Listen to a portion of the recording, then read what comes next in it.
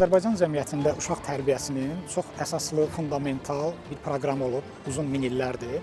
Bizim ailə institutumuzun, ailə dəyərlərimizin formalaşması kontekstində baxdıqda, deməli, ailələrdə uşaqlara həm qayğı göstərilməsi, həm də onların tərbiyəsinin yaxşı formada edilməsi üçün valideynlər bir sistem tətbiq ediblər. Burada həm uşaqların qayğı ilə, diqqətlə əhatə olunmasından söhbət gedir, həm də onların düzgün tərbiyə alması üçün müəyyən bir səhvləri olduğu zaman izah eləmək və yaxud tənbih eləmək məsələsi gündəmdə olur. Amma bu orta standart bir tərbiyə metodudur. Lakin biz rast gəldiyimiz bəzi məqamlar var ki, uşaqların ailələrdə şiddətə, zorakılığa məruz qalması, fiziki təzyiqlərə məruz qalması hallarıdır. Bu da normal ailə sistemində olmur. Bu artıq ciddi psixi problemi olan şəxslər tərəfindən olunur. Onlar da iki qrupa bölünür. Özləri uşaq vaxtı fiziki şiddətə, aqressivliyə məruz qalmış uşaqlardır ki, psixologiyası belə formalaşıb və uşaq tərbiyəsini belə görübdür. Onu da öz uşaqlarında davam elətdirir. İkinci bir tərəf isə bəzi şəxslərin psixi problemlərinin olmasıdır. Hər hansı bir psixi xəstələr olur, narkomaniyaya, alkoqolizmə aludə olmuş şəxslər olur ki, onlar öz uşaqlarına qarşı da fiziki şiddət göstərirlər. Tərbiyə metodunu bunda görürlər. Son dövrlərdə bir çox ailələrimizdə olduğu kimi tərbiyə sistemini tamam dəyişib, uşaqlara dəymə, toxunma, tənbih eləmə, qoy nə istəyir eləsin. Biraz yüksək dərəcədə azadlıq və sərbəstlik verilməsi də başqa bir problem yaradır. Bu da artıq egoist uşaqlar formalaşdırır, narsist uşaqlar formalaşdırır. Bu artıq uşaqların psixologiyasında belə bir assosiasiya yaradır ki, mən tam müstəqil azadam, istədiyim hər şeyi eləyə bilərəm, qəbul edilməz də olsa, normadan kənar da olsa və bunun üçün valideyn mənə heç nə deməyəcək.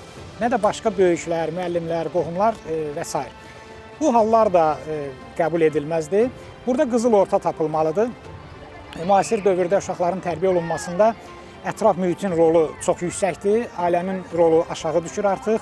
Bunun da səbəbləri var. Çox vaxt ata-ana işlə bağlı uşaqlarına diqqət ayıra bilmir, vaxt ayıra bilmir.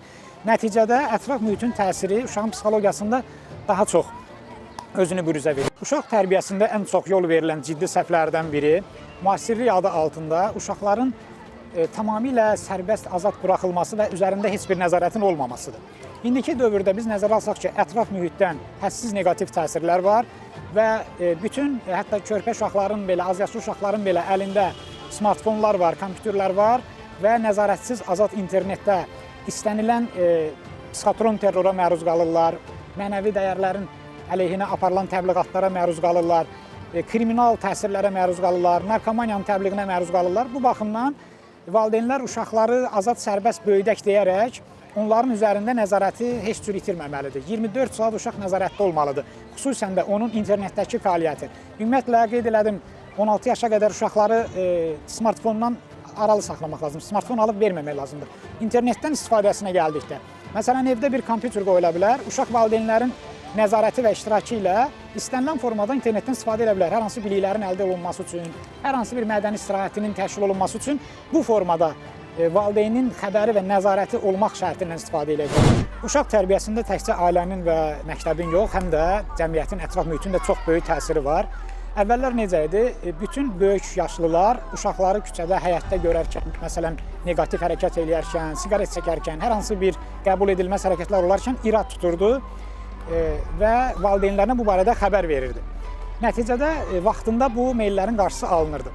Amma son dövrlərdə bir qədər etinasızlıq var. Ətrafdan heç kim başqasının uşağına, hətta yaxın qohumda olsa, qonşu da olsa, bu barədə heç bir irad bildirmir.